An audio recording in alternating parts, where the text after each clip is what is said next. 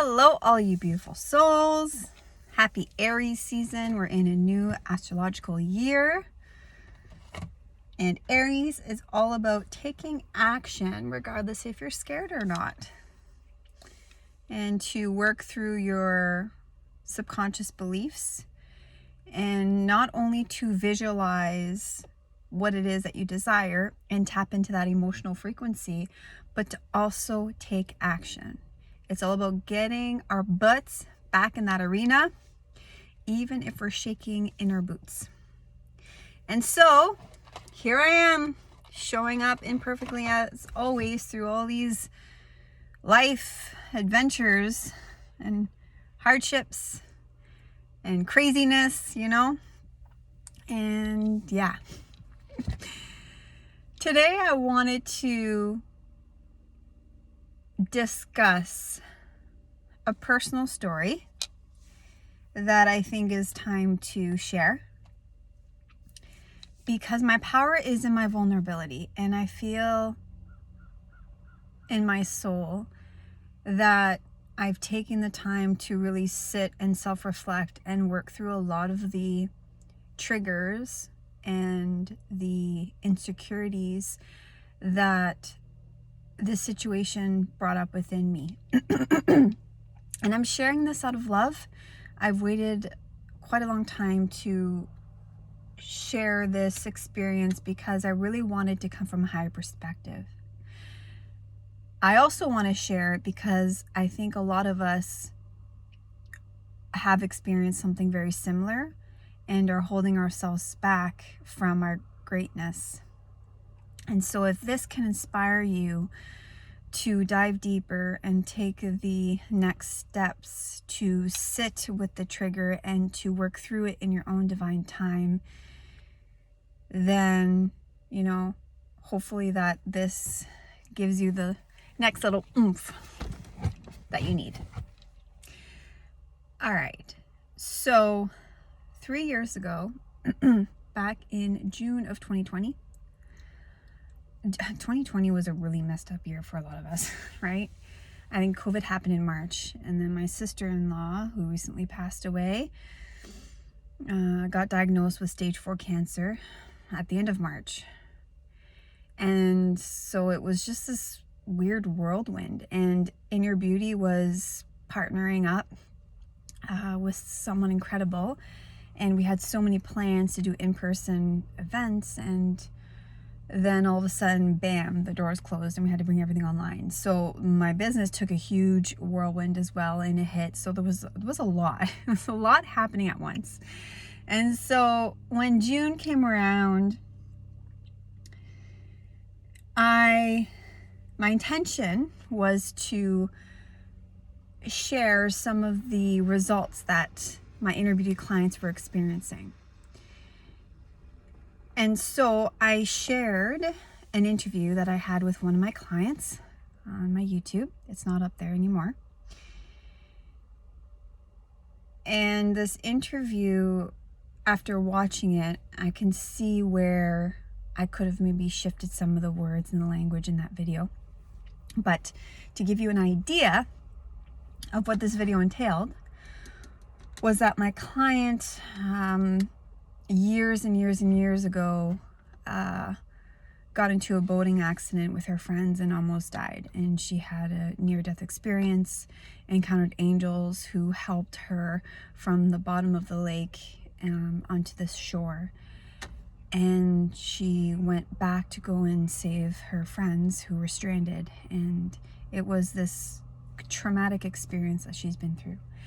And I'm going to put this disclaimer in here because I am not equipped to deal with someone who has just experienced trauma. That is not my work, right? That is someone else's work, a professional who is trained to deal with trauma when somebody's working through it in the moment. However, I am a coach, and I do help people through situations that they have had a chance to process, to navigate, and who are ready to take the final stages to release it. That is where I come in, right? So there's a big difference between the two, and I think that I didn't communicate that properly in the video, okay? Because there's this whole thing about being trauma aware and there's training involved, and I get that. I teach from life experience. I teach from a spiritual standpoint, but I'm also taking the mindset work, the self-care work, the intuitive work that I've done over the years to help me through really hard challenges and currently going through, right?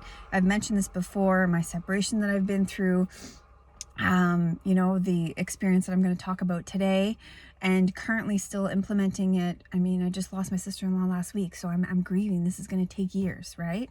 And so what I share is something that I've done and seen results in my life, and feel like I can help other people do the same in their own life when they are ready to do that work after the initial shock of that trauma.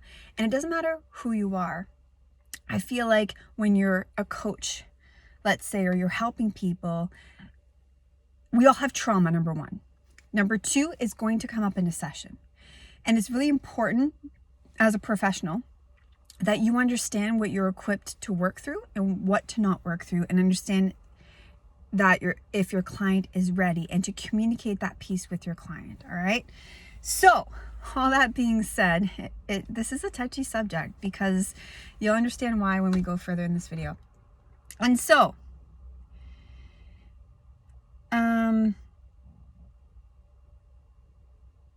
I did a video, an interview with her, where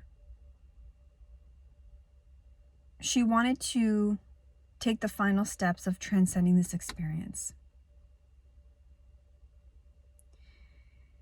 And she's worked with professionals in the past, like I've mentioned, to deal with this trauma head on. And so she was ready to use the tools in order to transcend it. And so I set up the energetic space as a energetic healer, and we both closed our eyes. This was done through video, and she had her dog beside her, and she went through the entire experience again. And she was ready to. A, she was equipped. B, she was ready. C, she knew that I was not trauma informed. She knew that I was teaching from life experience, and she wanted to do this with me.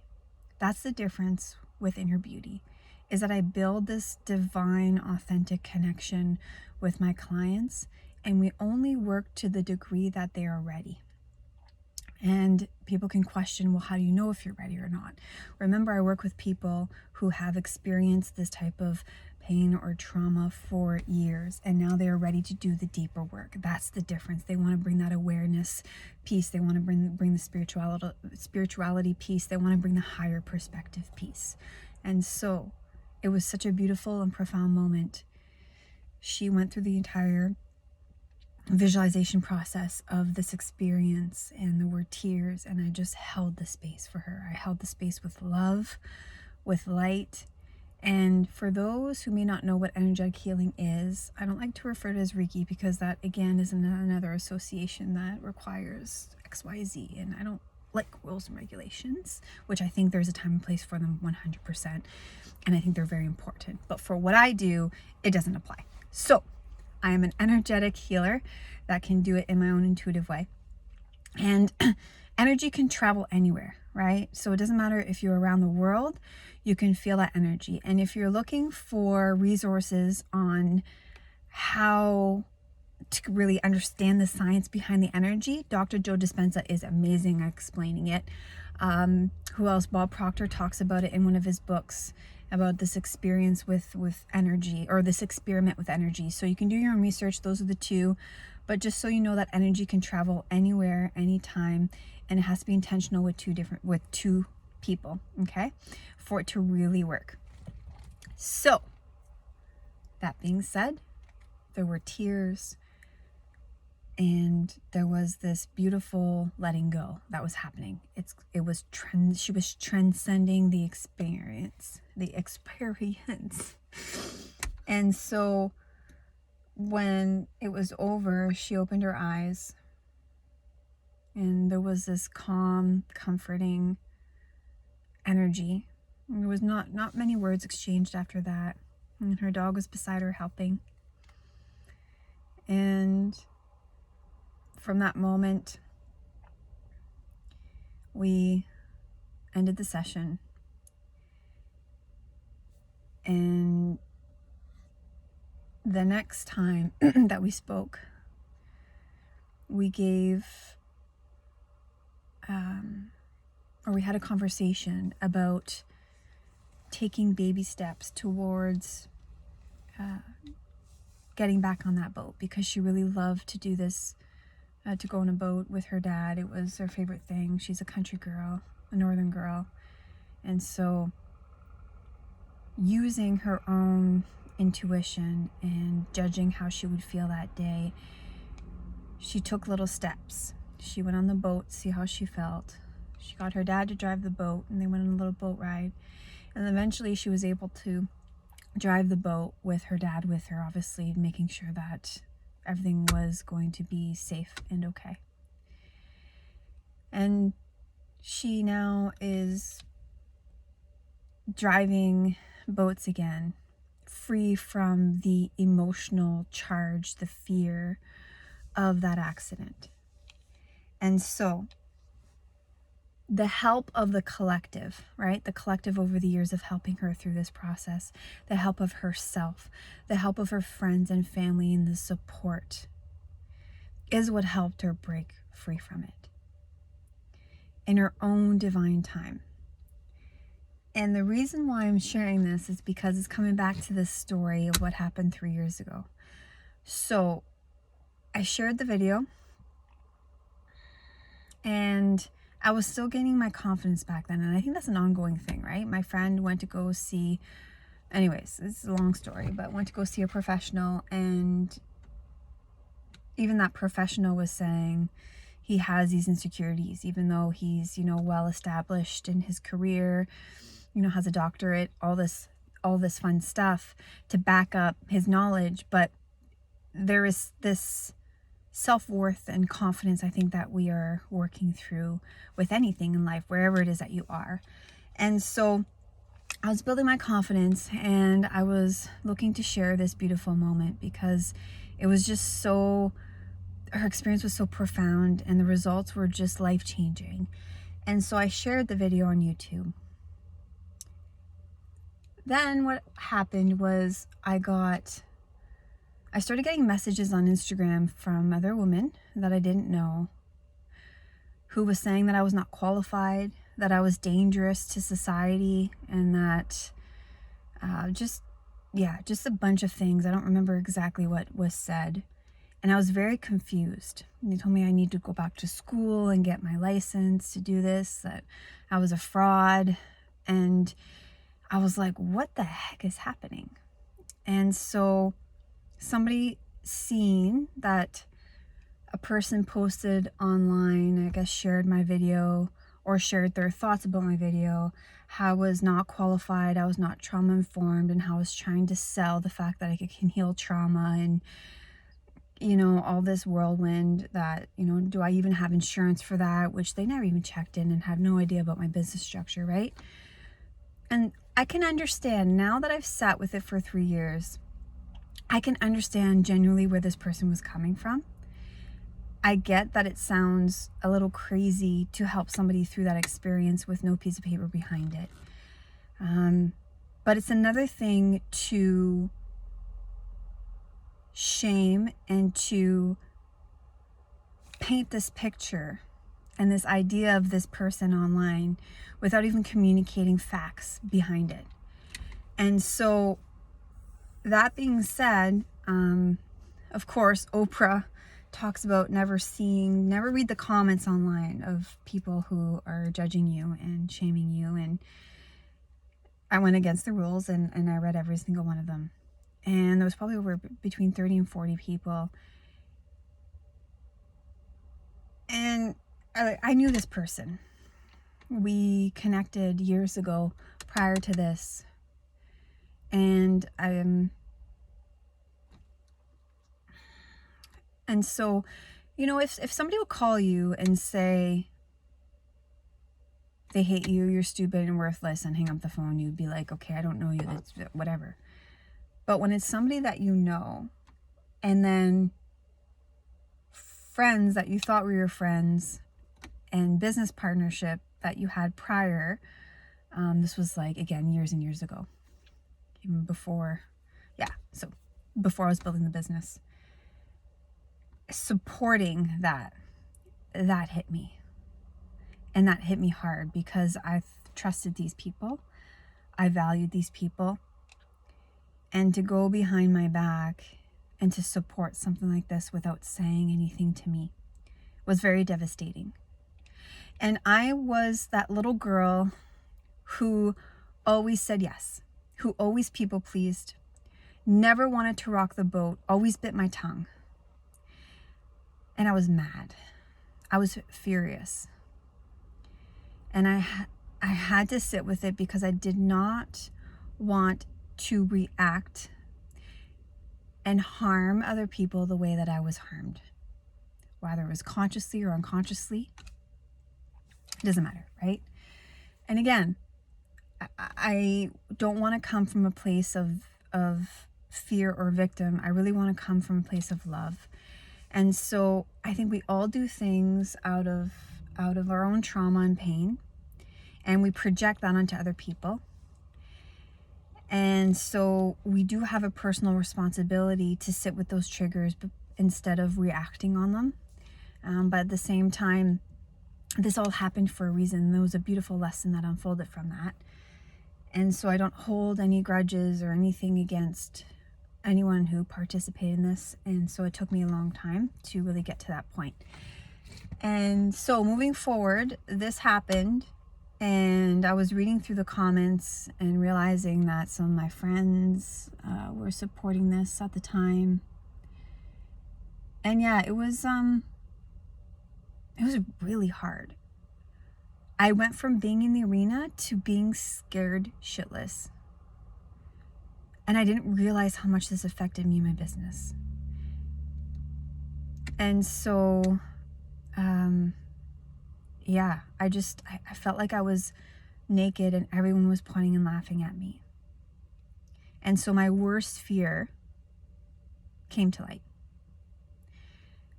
I always try my best to self-monitor and sit with myself and try to do what's right and from a higher perspective and lead with integrity. And I think that's what hurt the most, is that reading these comments, it was literally a personal attack, not only on my business, but on me. And I had somebody tell me who reached out and apologized, but then said, it's not personal. Which I get, because if I don't come from an ego standpoint like I am now, it's not a personal attack. It's not a reflection of me at all, right? But back then, it did feel like a personal attack. I felt victimized, I felt shamed, and I had to honor that. I literally felt like I was being bullied. And not sharing this experience has really affected my throat chakra, my voice, the way I communicate. And recently sharing my most vulnerable self after losing my sister-in-law and talking about grief has interestingly brought up this last wave of panic, where I would post and I would be scared that somebody would write something. That's how it affected me 3 years later. And so this week I've been really working through transcending this last piece of that experience. And I'm going to tie this all together with this Aries season, which is why I started with that, is doing it if you're scared anyways, but then also doing the deeper work to heal any triggers that are coming up within you. So this experience was a blessing, because at the end of the day, I knew I wasn't fully confident in who I was and my gifts. And I had this worst fear of being judged and shamed for not having a piece of paper behind it, even though I knew, and I was very open and honest with all my clients. They knew what they were coming coming to see me for. And I was very clear on the type of client that I worked with, making sure I stayed in my range. And so when I lead with integrity and my integrity got shooken up by people I actually cared for, was heartbreaking for me. And so from that point, I was trying to build a business from an egoistic standpoint with my guard up. I was trying to prove myself. And so I had to take a break, and I had to really sit with that so that I can show up vulnerable again, because you cannot be courageous and vulnerable and have your guard up and try to prove yourself to people. So it wasn't working. I could feel it, right? And I want to live my truth and not just talk about it. That's the difference, is I don't just talk the talk, I walk the walk, and I still walk the walk. Like Monday was my first day back at work, and it was hard. Like I worked from home, but it was really hard.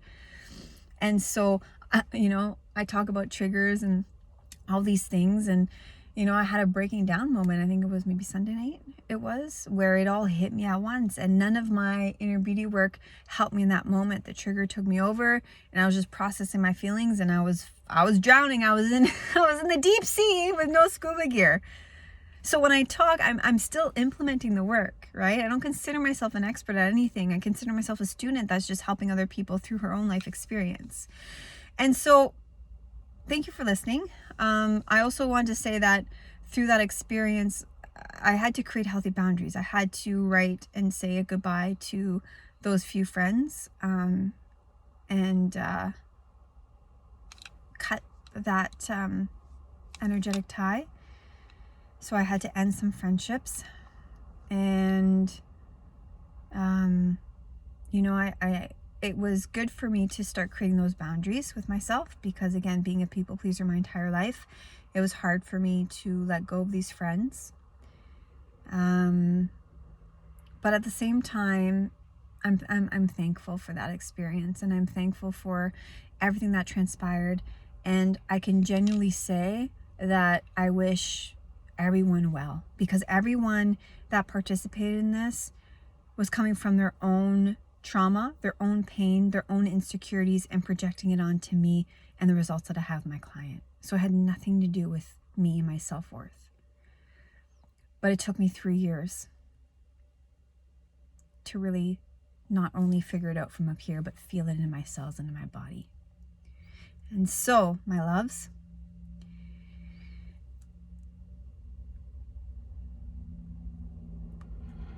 I'm here to remind you of 2 things. Number 1, the importance of sitting with your triggers instead of reacting, because you could really impact someone negatively at first, but that person can use it as an opportunity for growth, right? So there's no judgment, there's nothing wrong with what happened. So think before you act on your pain and bring other people down, because it could affect them way more than you think. Number 2, I think we all experience shame through different experiences. And if you're maybe in that state right now and you're doing some deeper healing on that, my therapist recommended, again, Brene Brown, a video that I've watched years ago that helped me and that I kind of forgot about. And, she told me, she's like, it's time to get back in that arena, and it's time to be vulnerable again, because I shut down, right? And so watching Brene Brown, I forget what the video is called, but I think it's on vulnerability. It's a TED Talk that would really help you open up your eyes and the power of vulnerability. But when you open up yourself, up, I just want to remind you that there are going to be people that may not understand. They may judge you, and to sit with that first, because if it affects you, it's because it's something you believe about yourself. And that was a hard pill for me to swallow. I believed that I was a fraud. I believed that I wasn't confident enough. I didn't believe in my gifts. That was all on me, because if I did, I wouldn't have let that affect me as much as I did. And that's okay. That was part of the growth. That was part of the process. And I'm ever thankful for that. And so, I love you all. Here's another video to my vulnerability. I'm not holding back anymore. I'm not holding back my vulnerability. I'm still nervous sometimes when I do this video. I psychoanalyze the crap out of it after sometimes, you know, being like, shouldn't have posted that or should have said this differently. And I'm just sitting with it all, listening. That's just the ego. That's the fear coming up. And I'm just learning to love that and allow it to just transpire the way it is. And so happy Aries season. I hope that you continuously take action when you need it. Sorry, I got a reminder. Let's restart. I hope that you continuously take action even if you're scared, but also take the time to sit with your triggers and to work through them in your own way. And even if you have to hire a professional, please do. And know that there is a gift in everything that is difficult and everything that is hard and challenging. That is what we're meant to do here on this Earth School, is to evolve and grow. And we can use it as a way to dim or to brighten our light. And I want you to know that you have the power and you have the choice in every single moment of every single day, even when it feels too heavy and too hard. I'm here for you. I love you. Thank you for listening. Mwah.